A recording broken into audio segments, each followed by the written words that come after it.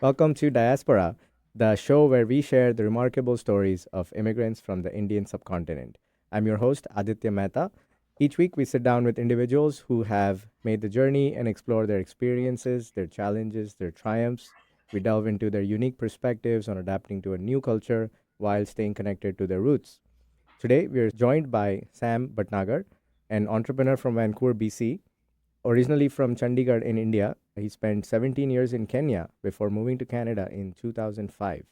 Along with his family, he now runs one of the larger financial advisory companies in British Columbia. I know Sam from my early days in Vancouver. We met at a Greater Vancouver Board of Trade event in the North Shore, where he was setting up a new office at the time.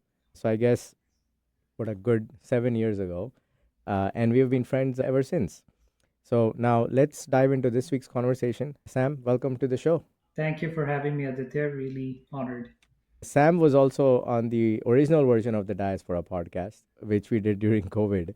So, for our listeners, if Chandigarh was a city in the US or in Canada, what city would you compare it to?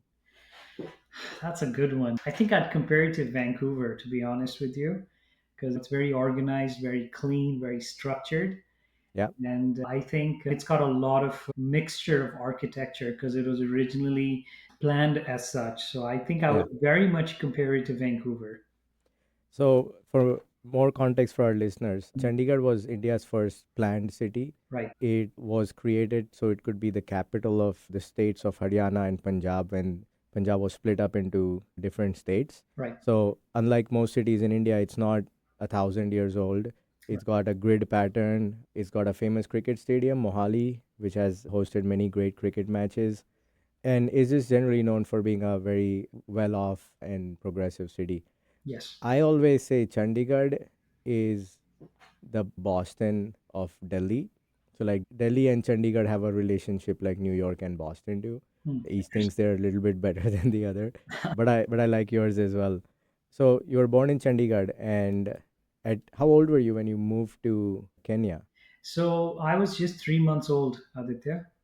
And yeah, my parents were in Kenya. So after I was born, we moved to Kenya. And then I grew up in Kenya for 17 years. So my education, my schooling until high school was all the way up to in Kenya.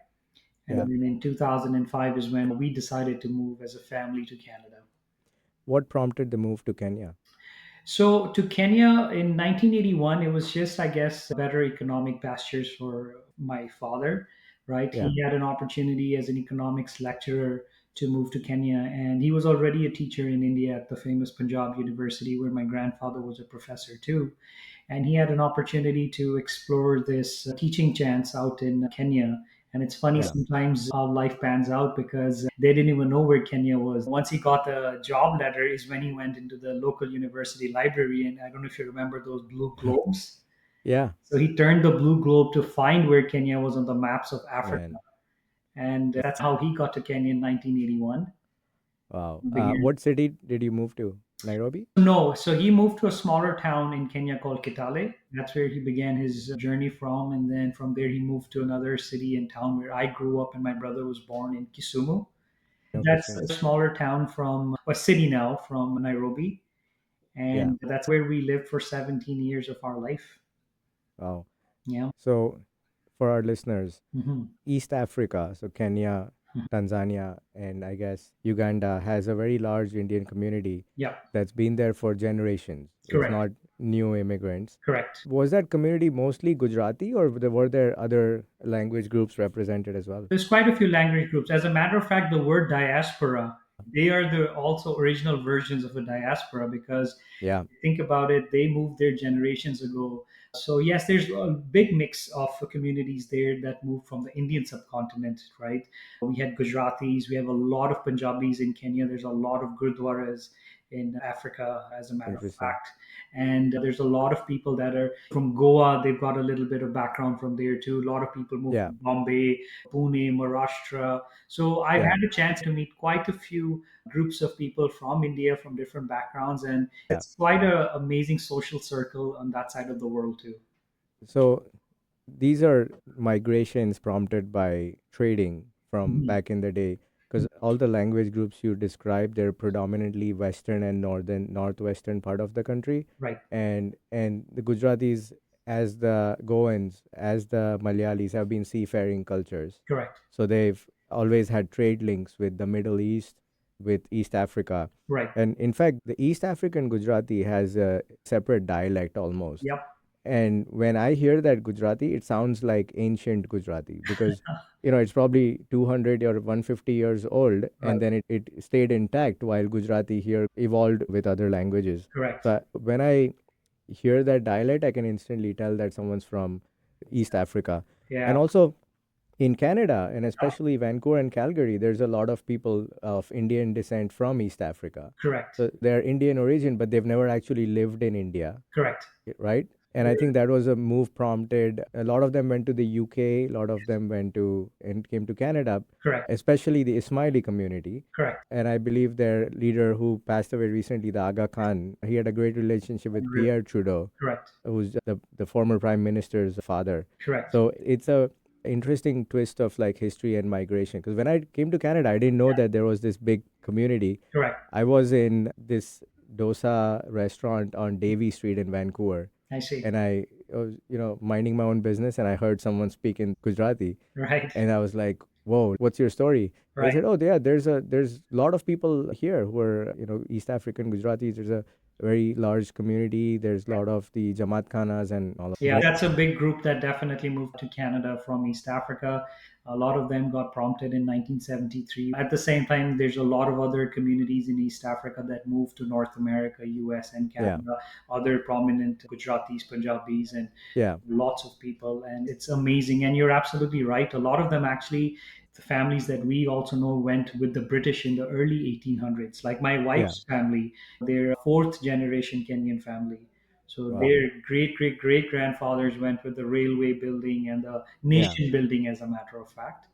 yeah. And that's how Um, it ended up. Yeah. when you were growing up, were most of the Indian people there business people? And I know teaching has been a common profession for Indians going there. Yeah. Yeah, I think in Nigeria they're called, the colloquial term is master, Yeah. Correct. right? You're in Kenya Yeah. because there's so many Indians who are teachers. But other than that, were there any professions that Indians really took up, or was it just general To be business? honest with you, in every industry, I feel like the community is represented at the highest Yeah. levels because Okay. once they're very curious and very open minded to learning.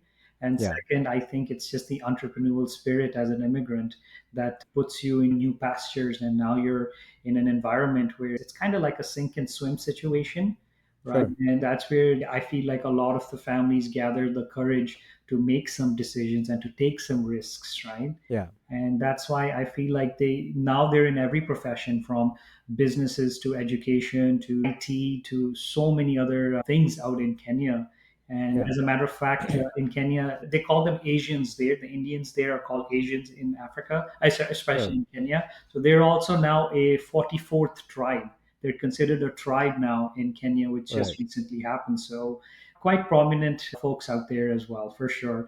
That's just our background. That's where we grew up around. Very inspiring people, very good Yeah. old roll up your sleeves, elbow grease type of guys that went to Sure. town when it came to doing things.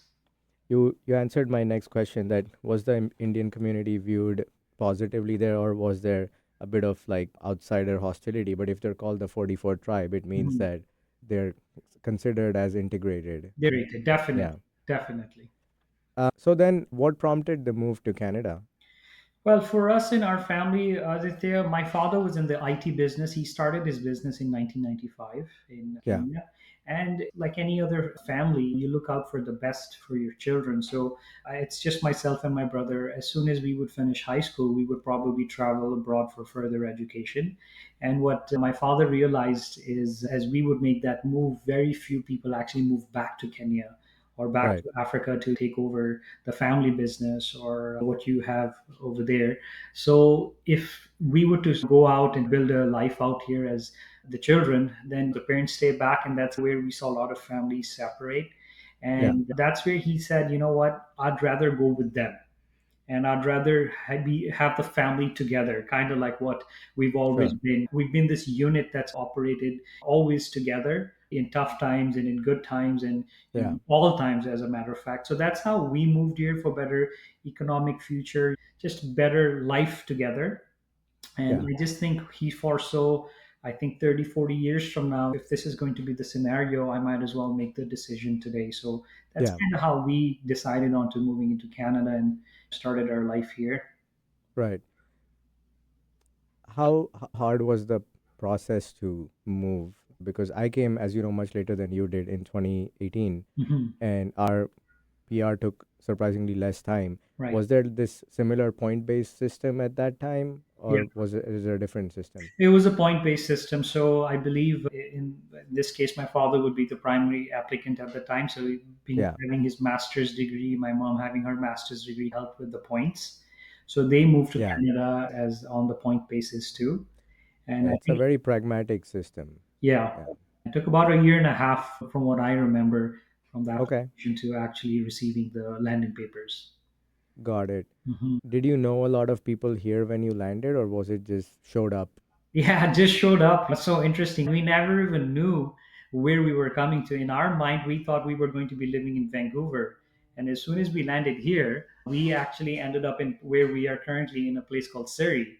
And Yeah. we knew that as we were driving from the airport all the way to Surrey from Vancouver. So, no, and the person who picked us from the airport, he was actually our accountant and bookkeeper back from Kenya. So Oh, he had wow. moved just a year earlier than we had. Got it. So Okay. that's how we figured it out. New land, new pastures, and Yeah. here we are, that type of deal. For a second, I thought that the person who picked you up, and then you realized he was the bookkeeper, but Yeah. obviously not. That would have been a great coincidence, right? Yeah. I did have such an experience though. I met a person who then I realized that maybe 15 years previously, when I worked for my family business, Mhm. I would be on the phone with a client regularly. And he used to sit on the same desk next to this person who I used to speak with. Okay. So we were just interacting, and it turns out, oh, it's like your client was so and so. I sit next to him, and I know all about your company. So that was one coincidence that I had in. So, what were those first few days like? Because it's a pretty different experience from Kenya. Definitely. First couple of days, to be honest, I just, from what I remember, is when you breathe air without pollution, it Yeah, just feels so different. It just feels so fresh, if that yeah, makes sense. And yeah, when you can open up a tap and just put water from the tap without yeah, having to have it boiled or filtered, that in itself is so, I guess, exciting at the same time. It's just such a new experience. yeah, And obviously, initially, you feel lost, you feel a little bit afraid. But I think that's just the beauty of exploring things. That initial phase will always be like that.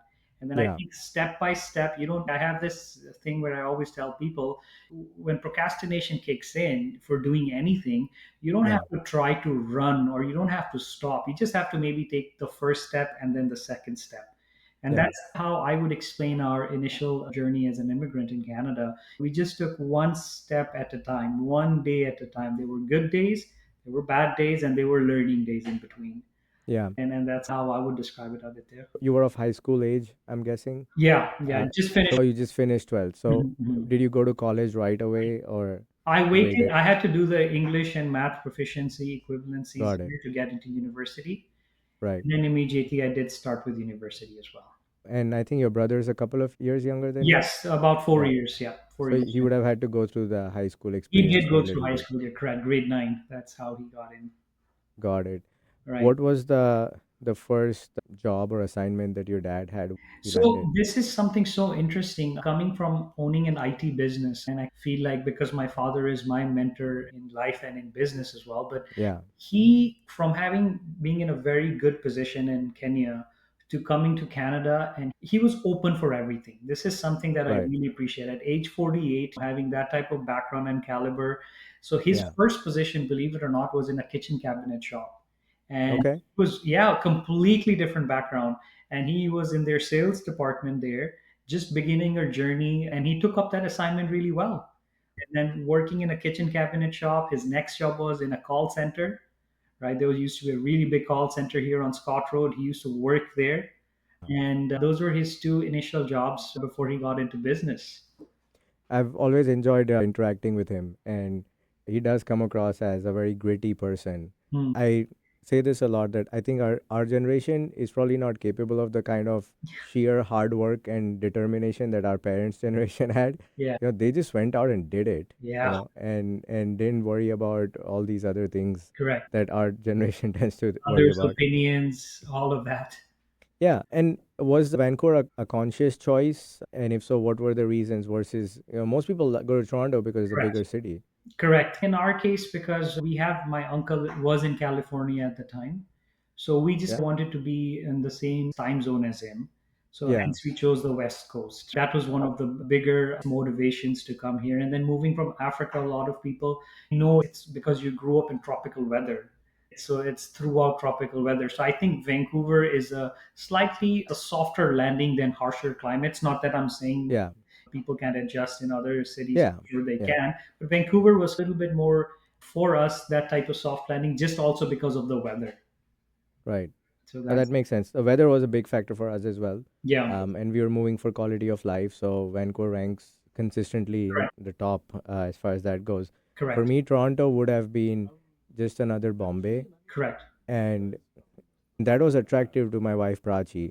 For me, I was kind of hoping to slow down the pace a little bit. And Vancouver does have a slower pace of life. Few weeks ago, I had Juhi Sinha as a guest, Yeah, and she's a person, I'm sure you know her, very outdoorsy, and the quality of life focus in Vancouver is phenomenal. yeah. It gives you what you ask for. The front yard is the city, the downtown, the skyscrapers, and the skyline. Yeah, And the backyard is your nice, your hikes ski and your slopes, and oceans yeah. and all of that. So that's how I describe Vancouver.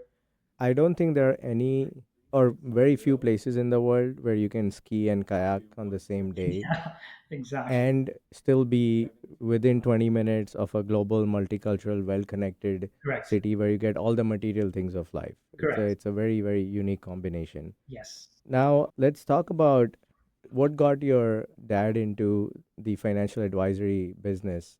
So, I'm guessing you had a few of these seemingly unconnected roles. So, what prompted you to do it, and was there a higher purpose behind it that guided you, like wanting to benefit society or impact society through financial education, or was it just more you fell into it?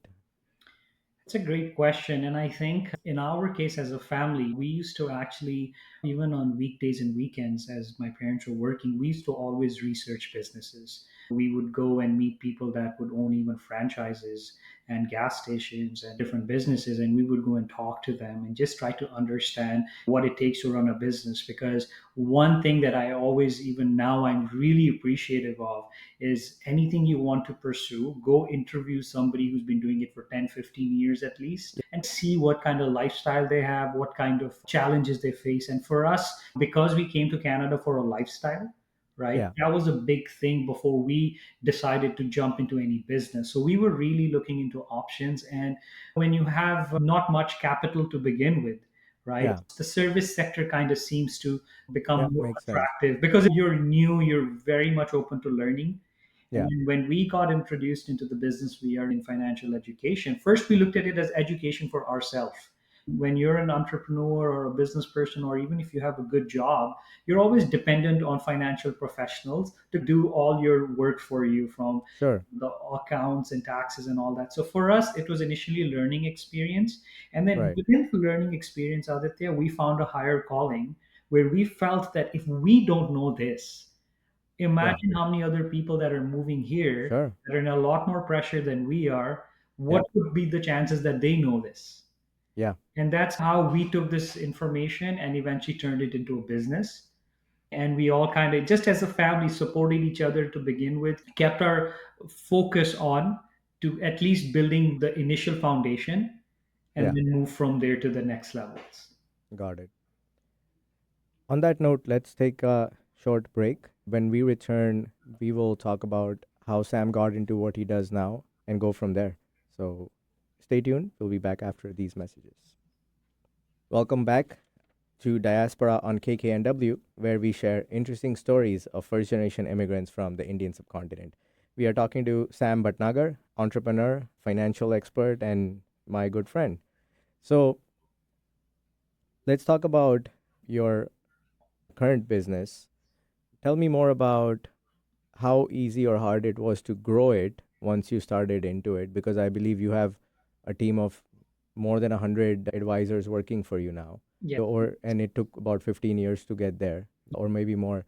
Yeah. So how did you go about scaling that, and how easy or hard was it? So in our case, Aditya, when we got involved in the industry that we are in, this was all foreign language, foreign world for us. It was something that we began from scratch, to be honest. But at the same time, inside us, there was a couple of reasons that allowed us to break through when things became limitations for us. And I think the first reason was we just wanted to settle into Canada and have a foundation where we can, the kind of background we left, the kind of lifestyle we left, we wanted to match that here. So that was one of the first reasons. And then second thing is, as we started to meet with families and people and lots of folks, we started to see a lot of common challenges we are all facing, right? The same challenges like we're paying a ton of taxes, we don't know how to save better, we just Yeah, don't know what are options where we can have strategic wealth grown for families and things like that. So these became very common questions that we started to figure. And as we found answers to these questions, we felt we should take this at a larger scale. Now, right. everybody doesn't take it at the scale the way we do, but Yeah, our vision was if we have a solution to something, can we take this and help others with it? That yeah, was the foundation thought for us. And then initially we faced challenges. Absolutely. Any family that moves here without any capital, without any backing, without any support from that matter, you face challenges. But the fact that kind of kept us going was number one, the family, right? The yeah, family structure was something that when one would be down, the other one would lift each other up and that type of yeah, thing. And number two was we had understood we need something with a system. If we yeah. can find a business process that we can replicate a few times, even, And scale it. and Yeah, so the scaling will come once the repetition starts. And yeah, once we figured out, okay, this is how we can repeat this process. yeah, So we started scaling like that because I have this thing about a system. I say the word system, when you spell it, it should stay for save yourself time, effort, and money.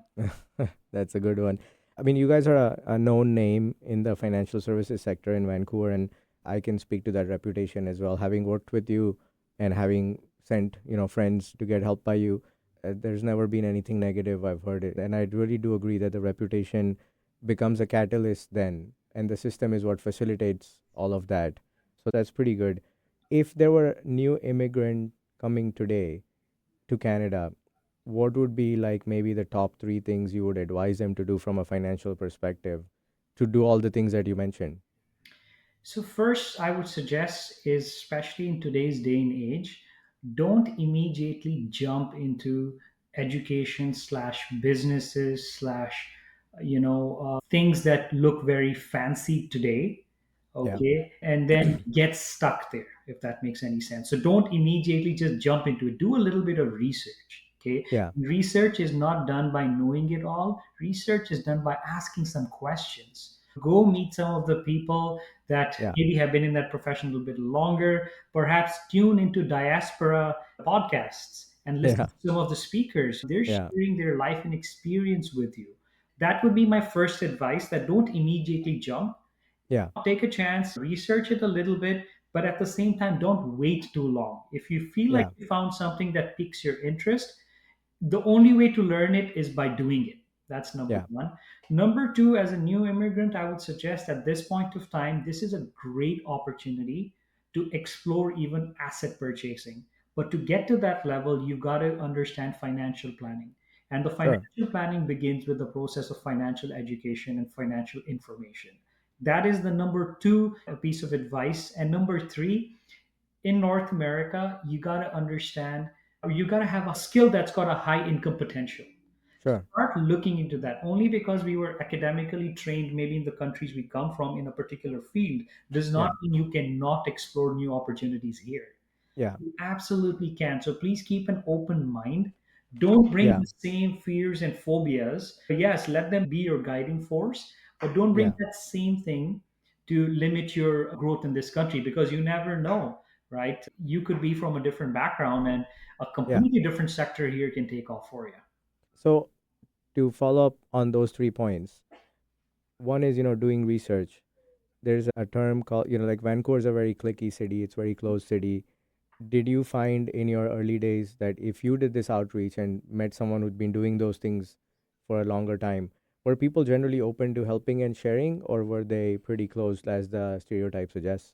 Initially, when we moved here, I could see some. It took a while for people to open up. Let's put it this way, Yeah.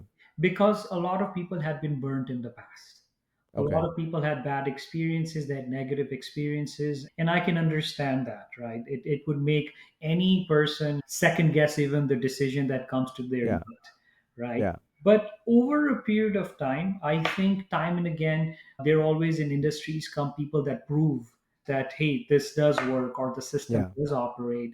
And maybe 15, 20 years ago, what was floating around ain't the same type of information that's floating around today. If an Yeah. iPhone can have an update, imagine 20 years later, every Yeah. process can have an update. So I think Of people course. are now a little bit more open, Adi.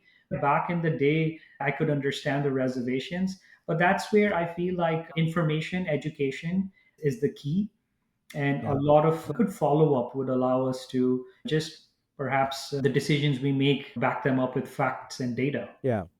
I think I've said this on my show before, is that many new immigrants miss that the onus of reaching out and asking for help is on them and not on the people who already live there. Correct. Because when we were living in India, fourth generation Gujarati in Bombay, Hmm. I'm not reaching out to new immigrants saying, "Hello, new immigrant, let me help you." Right. Right? No, nobody ever does that. But Yeah. if someone comes to me and says, "I'm new, I'm looking for this guidance," I'm more inclined to go and help them. So Correct. we found that when we did that, people were very open to helping, Yeah. because we took the onus on us Correct. and always started with giving Correct. versus receiving, Yeah. saying, how can I help you with my unique perspective? Correct. And I think 95% of people would respond and help out and agree to a meeting Yeah. and go from there. That is Uh, amazing what you said. Sorry to cut you, but I really like yeah, what you said there, where you yourself offered something first. How can we today sit with you and help you? yeah, Okay. And that's amazing because I have this philosophy it's always a give and take, and yeah, giving will always be less. So don't be shy when you give. yeah. There's many sayings, right? The more you give, the more you receive. So the other thing I wanted to ask you about, based on what you said, is, do you find that on the point of, being more academically inclined, do you find that today the new immigrants that are coming from, especially from South Asia, Hmm. they're used to this hyper competitive nature that Hmm. India is, because Hmm. there's just so many people and so much competition? Right. Do you feel they bring that with them? And if so, does it help or hurt their success in Canada? That's a very interesting perspective because it can work both ways. So let's talk about it helping first, because I Yeah, think that will be on a positive note. It would definitely help because it will allow you being curious and you would push yourselves in comparison to what a person born and raised here would not push themselves, limitations wise. You'd figure out new boundaries, new limitations, and that's excellent and phenomenal. But and at the generally you have more to lose, moved Correct, all. exactly. And that's why you have that zeal and that power to wake up from failure to failure without losing the enthusiasm. Yeah, And that's excellent. I think that's a phenomenal drive to have. But at the same time, some of the drive can burn the whole experience too, because sometimes a lot of people come with misconceptions and are not very privy to listening. They don't take the time to sit with somebody, or they just have so much already to say that yeah, there could be blind spots that somebody maybe more experienced can help them find. But yeah, because they are so, they know it all, and that sometimes can be a challenge because today yeah, everybody's internet savvy and everybody's looking at blogs and reviews and all of sure, that stuff, right? But yeah, what works for one does not work for others. So it's a hit and miss, is my sure. thing. You're Punjabi and there's a massive Punjabi community in Surrey, Mhm. but I know you have a really diverse network and not just Punjabis or other Indians. How do you balance, having your Punjabi exposure, but also having this, because it's easy to fall into only hanging out with people who are like you and from Mhm. where you are for Mhm. that shared experience and for that comfort. Mhm. What advice would you give to new immigrants to, like, break out of it and experience Canada and Yeah. not just the mini Punjab that is formed there. So Yeah. how do you do that, and how do you balance it, and what advice would you give others? To be honest with you, as you very rightly said, Canada is a multicultural, multi diverse nation. As a matter of fact, this would be the country to explore other cultures in. I have never been to Gujarat, but I speak Gujarati because I grew up in Kenya. So I Sure. had the opportunity of learning that language, which kind of, it's a language, it helps. Okay. Yeah. But at the same time, I feel like in Canada, you would be doing yourself grave injustice by just sticking to a particular Yeah. community only. You have to Yeah. understand there are some universal laws that apply in all human beings. All human Yeah. beings are creatures of God. Yeah. Okay. And maybe they have a solution that might Yeah. work in your situation. Yeah. So I always tell people that please always expand your horizon, make friends Yeah. in all communities. You Yeah. and I, we both have sons, right? And I Yeah. want them to have friends from all backgrounds, all Yeah. communities. I would want them to be exposed a lot more Yeah. because you can only take the good, leave the bad. Yeah. Okay. Of And the best way to do this is if you're a foodie, start exploring food from all cultures. I'm a foodie. When I had an office in downtown Vancouver, I yeah. used to try every different cuisine. And now I'm very happy to know that there are some cuisines I love and some maybe not as much, but at least Right. I have tried them. So on that note, I throw everything at Arjun. Not physically throw. I take him to baseball games, but we Yes. also watch You're IPL awesome like cricket. that for sure. So you'll be disappointed to know that he's a Kraken fan and not a Canucks fan. He always roots for the Kraken when they play the Canucks, and I find that I'm like, you're born in Vancouver, so you should be supporting Canucks. But he's spent as much time here as he spent in Vancouver now, so Yeah. I can't blame him for that. I, I definitely agree. If you're gonna only spend time with people who are exactly like you, then you could have just stayed back yeah, wherever you're coming from, right? So exactly. you are a true family business in the sense that your parents both are in it, and you and your brother and your spouses are in it. How do you manage that? Because you guys are a very tight knit family, as you say, and I can see it. Does everybody just get along at work? Because I worked in family business and I know it can be strained at times. So, how do you manage those kinds of conflicts, if at all they arise? It's a great question. And to be honest with you, that's where it all comes down to creating boundaries, right? Which we have learned over time. I'm not saying initially was it the perfect slash best experience, not really, let's put it this way. But as and when you start to realize that you have common goals, you have common objectives, and you're in the hustle together, if that makes any sense, you find this mutual respect for each other. I think it begins from there. It may be at different levels, and then over a period of time, healthy boundaries should be created, okay, Yeah, and can be created. And I think that's where we're still figuring it out, but it's a yeah, blessing for me to know that I get a chance to see my parents on a daily basis, right? Because yeah, we work in the same offices. And at the same time, with my family, I have my space as well, yeah, right? And we get to do the things that we are passionate about. So over a period of time, instead of having the cultural challenge when it comes to working together, start looking at how can we make this a common objective, and at the same time everybody has their strengths and their weaknesses, and how yeah, can I highlight those strengths more and yeah, maybe not focus much on their weaknesses, and how can I be the best I can with the strengths I have for them. yeah. Oh, that makes sense. Some families pull it off great, some families not so much. And you're right, it's about boundaries. It's maybe managing different parts of the business and not having overlap there, Yeah. or having ground rules as to what decisions are taken in which way. Correct. All those things go a long way. Yeah. We would have like a family annual review of Hmm. sorts as Excellent. to where we are with our individual goals Yeah. from the business and personally, Yeah. how we can support each other through that goals that we have set. So it was almost like a board meeting, and Yeah. we did that for several years, and it was very helpful.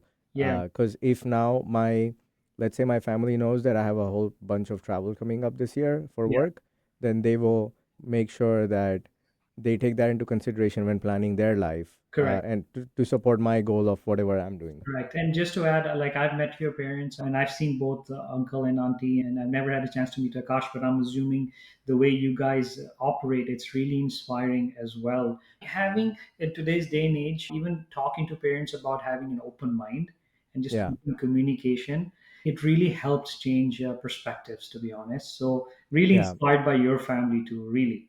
I appreciate that. When I was newly married, and as with many families in India, we stay at home with the parents.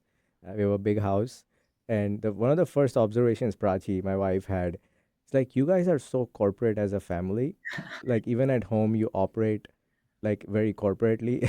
So I said, I don't know what that means because I don't have any basis for comparison. But if that's your observation, start treating everyone else like your coworker at home and you'll get along fine with everyone. So it took a little bit of time for her to kind of get used to that. And now, in retrospect, I do feel And that's she's a not great normal. person too. Great Yeah. person. Yeah. She's very adaptable. She followed me here, right? Like it was primarily me who wanted to move to Vancouver, as you know. Yes. And, it takes a lot of faith in your partner to just follow them to a different part of the world when you are very happy where you are. She had a great job. Yeah. It was a great quality of life. Our extended families are in Bombay on both sides. Yeah. We could probably fill a 300-person room with a family gathering, right? So coming up from that is testament to how adaptable she is. Definitely. So let's take a break here. And when we come back, we will talk about some more lighter topics to end the show. So we'll be right back after these messages.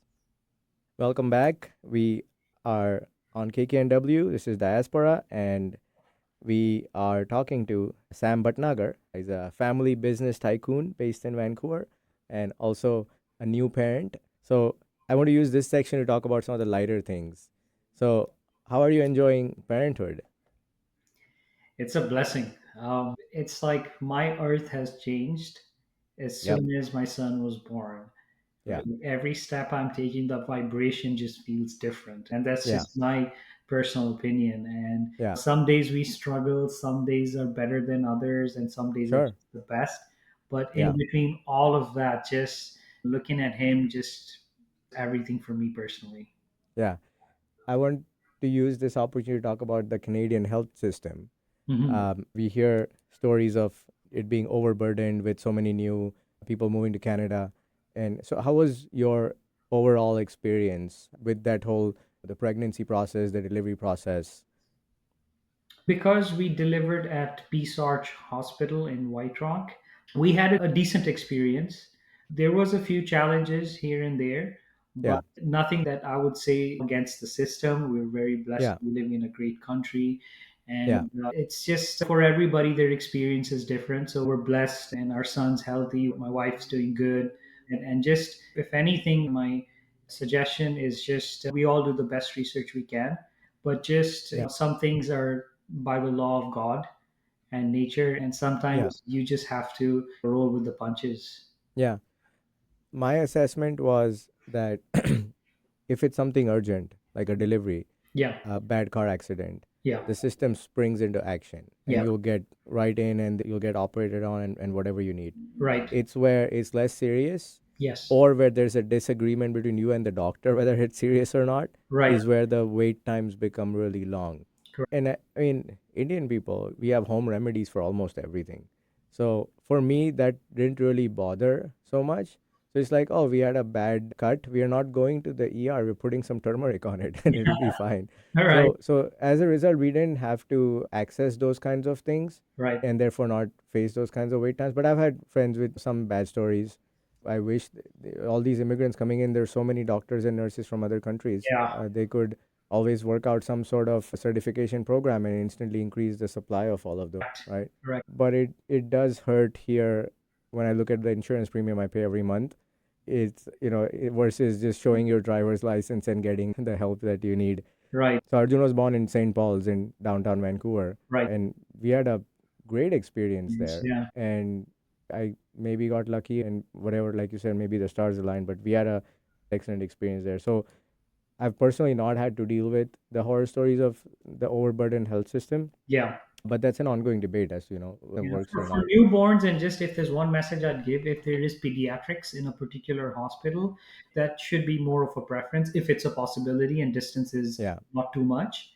Right? yeah, Anywhere where there's a pediatric ward slash unit slash operation like system, that should be yeah, excellent. But regardless, every hospital is great here, and we're very blessed to have yeah. the system that we do.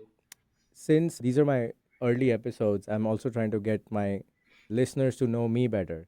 So I asked this question to some of my guests. What was your first impression of me, or your first few interactions that we had? What was your impression of me? So I met Aditya and Prachi at the Chamber of Commerce event in North Vancouver, and Yeah, he's right. I was actually about to open up an office, which I did open, and then eventually that office took off, and I had an opportunity to come back and settle in where I am. And then COVID happened, but yeah, initially when I met Aditya and Prachi, my first impression of them was they were very humble and very friendly. As soon as I started to talk to them, especially with Aditya, I felt like I'd known him for years. This was my first impression. And then with Prachi, I also get the same feeling because she feels like a friend we've all had. And that's there. And the two of them, when we had a chance, my wife and I, to meet them multiple times, it just felt like family. Like I call Aditya big brother in the language that we speak. yeah, And one of the yeah, reasons is because I feel very connected to him in a lot of different ways, with even our yeah, backgrounds and just the way he just addresses himself. And then over a period of time, my level of respect for you has just gone up because I've seen you make decisions which people would not make for years. And they would stay stuck in the same position. And kudos to you and Prachi for hand in hand doing such amazing work and really making a difference with whatever time you have, right? Even as a yeah, family. So I really have enjoyed my interaction with you, Aditya. I know I've yeah, learned a lot of things from you yeah, and the family. I really wish a lot of more people to, I know my son, I'd love for him to hang out with you and Arjun and yeah. Prachi a lot more. Yep, absolutely. Thank you very much for those kind words. When we came to Vancouver, since we were starting from scratch, we wanted to meet as many people as possible and then really stick to the ones that we like out of those people. And it was that kind of interaction with you guys, especially.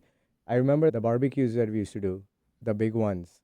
And within a year, year and a half of moving there, and the common question I would get is that you're a new immigrant. How do you have 60 people in your barbecue? And Mm. I'm like, oh, these are just the ones I like. There's, I know even more, Yeah. but that's because we are actively Yeah. just out there meeting new people. And everyone's not going to be your friend. Everyone's not going to gel well with you or become a business contact or whatever. But Mhm. it doesn't hurt to keep meeting new people regularly. And in Vancouver, it was not a diaspora we were used to. Mhm. Like in the US, you're used to people who came for their education and then lived here for 15, 20 years. Here you have blue collar workers, you have food service workers, you have CPAs. It's a very big mix of the type of Indian. You have people who moved from the US. Mhm. So for us, that also took a while to get used to and find kind of our water level, so to speak, as to Yeah. who we would get along best with. But then we realized it's not people from a certain language group or a Yeah. part of India. It's just the people with the abundance mindset. Correct. And that I think really helped us get going very quickly in Canada. Yeah. I'll share a short anecdote. I knew these two couples who moved from Bombay. Mhm. Husband was in finance, wife was in marketing. Mhm. Like almost carbon copies of each other, similar age group. And one decided to stay in downtown. One decided to stay in Abbotsford because Okay. it was cheap. The ones in downtown said, well, this is $500 more than what we can afford, but we know the benefits of living in downtown where there's so much happening, so many events, networking, so many different types of people. Let's figure out how to scrape together the extra 500. Mhm. Whereas the other group said, no, this is our budget. We'll stay wherever we have to. But then they would not come for on any of these networking events or anything because it Mhm. was so far. Mhm. And the downtown couple really flourished, and the Abbotsford couple eventually went back to Okay. India Right. because they were like, there's nothing here for us, got disillusioned. I was like, but you haven't landed in Canada. You've landed in a mini version of where you came from. Mhm. And the couple who's in downtown is doing exceedingly well because they had the abundance mindset and they Correct. said, we're not going to be constrained. We're going to do what we need to do and then Mhm. figure out how to make that happen. Yeah, And that was the common trait for all the friends I have there, and nice. who I keep in touch with even now. Yeah, um they took that first initiation, they took that first step, and they yeah, kept on growing. So it's so well said what you just mentioned here. It's all with intention. yeah. And whatever cards you're dealt with, those are the cards, that's the hand you have to play. And it's not a one-time burst of Mhm. networking or Right. whatever you do. Correct. I like to call it sustainable consistency. Nice. So But do what you know you can do every single day. correct. So if I'm learning Spanish, my goal is 5 minutes a day, half an hour a day. So Yeah. what it does is the days I feel like doing it, I'm almost always going to do more than 5 minutes. But Correct. the days I don't feel like doing it, because the goal is so small, it helps me maintain the consistency. It's a book you gave me many years ago, Atomic Habits. Atomic Habits. That Yeah. changed here. I've given that book to probably 30 people by now. It's Okay. one of my favorite books. Is there anything you feel in your life that is missing? Because I know you're an extremely grateful person and you're always treating what you have as a blessing, even if you've really worked hard for it.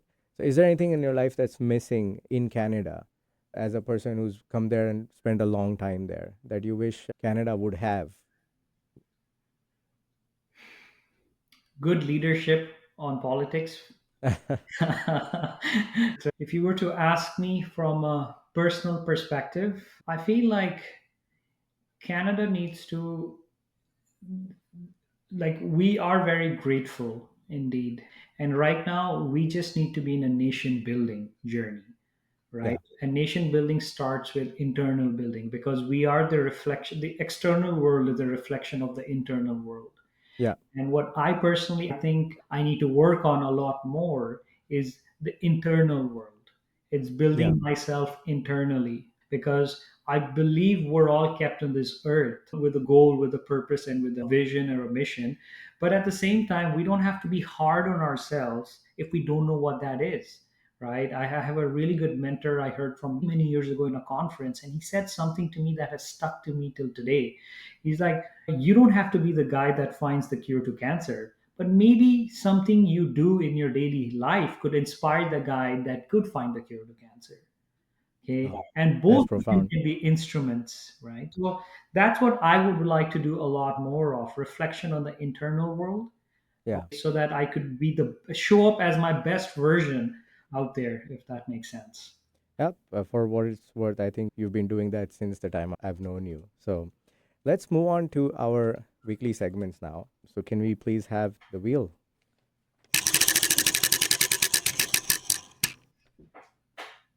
So, this segment is called Lost in Translation.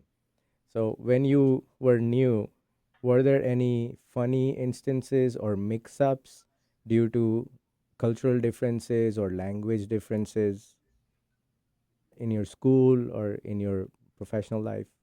I think my whole life has been that, right? Because when you move from one country to another country, there's Yeah. certain words that are pronounced differently, Yeah. right? And they mean a completely different thing. Yeah. So I think if I was to even round it all up, there would be so many. Yeah. Okay, but a very interesting one that comes to my mind at this time, off the top of my head, is I think for the very first time when I heard the word A, that's Yeah. EH, which is a connecting word, I kind of got a little stumble thinking, is he asking me a question? Just anything like, is this your order, A? And that's a connecting word because he finished it with a Yeah. sentence. It seems like it is. So Yeah. for me, that the initial A when I moved to Canada was a little bit interesting to understand. And then later, as you interact with a lot of Canadians, you start to figure out that it's Yeah. just a connecting word. They use it even as a question mark. They use it in multiple things. Yeah, so I picked up that word really quickly in my vocabulary Okay. to the point, and you know how Indian people are, we talk in multiple languages in Yeah. a sentence. Yeah. And so if it's a sentence which has English and Gujarati, Yeah. it would have A because it's got Yeah. English in it. So Also, my wife is like, how did you manage to integrate A into Gujarati and Hindi? And she's like, I never understand that. I'm like, I don't know, it just happens now. Like I took it up very quickly. We have time for one more of these segments, so let's spin the wheel again. So this one is called sounds and smells. Hmm. Do you have any sounds or smells, good or bad, that instantly remind you of Kenya, as that's where you grew up? I think for me would probably be smell, right? So I smell like when it rains in a forest. If I Yeah, smell the wood and yeah, a little bit of, I guess, a mixture of wood and forest and nature, it yeah, really allows me to connect back from where I came from in Kenya, right? yeah, Because it's a country with amazing vegetation, right? yeah, And if you have an opportunity, you can feel like you're in nature at the time. And yeah, for sound, I think like waves, because I yeah, grew up in a lakeshore town. So for yeah. me, I Lake Victoria, Lake is it? Victoria, Yeah, correct. So when I would see the sunset and the sunrise from the lake, I could keep on looking at the lake for hours, and here too, I could look at the ocean for hours and hours, and that's my goal eventually. yeah. When I get a chance, that's where I kind of want to be, where I can see the ocean for hours and hours. I Phenomenal. don't know if I've told you this, but I went to Kenya and Tanzania when I was 3 years old in Okay. 1989. Oh my. I still have distinct memories of being on a hot air balloon Yeah. in the Masai Mara and seeing Mount Kilimanjaro. Yes. And I mean, if I say this about many places on the show, but like going to an African safari is one of the things you have to do once in your lifetime. Kenya or South Africa or wherever you go, but it is something else. It's a bucket list thing, and Yeah, you will not be the same when you come out of that experience. I can assure yeah, you. yeah. Well, that brings us to the end of today's episode. Thank you for listening to Diaspora. We hope you enjoyed hearing Sam's inspiring and awesome story. Remember to check out our show notes for links and more information about the topics we discussed in today's episode. You can find Diaspora on all major podcast platforms and subscribe to our channel on YouTube. And if you like this episode, consider following us on Instagram or leaving us a 5-star review. Diaspora is part of the Staying Powered network of shows and podcasts, all of which are dedicated to inspiring listeners to build lives of meaning, connection, and value. You can find the Staying Powered network of shows wherever you get your podcasts. We'll be back next week with another interesting story from the South Asian diaspora. Until then, take care and stay curious. And Sam, thank you so much for coming. Thank you, Aditya, for having me.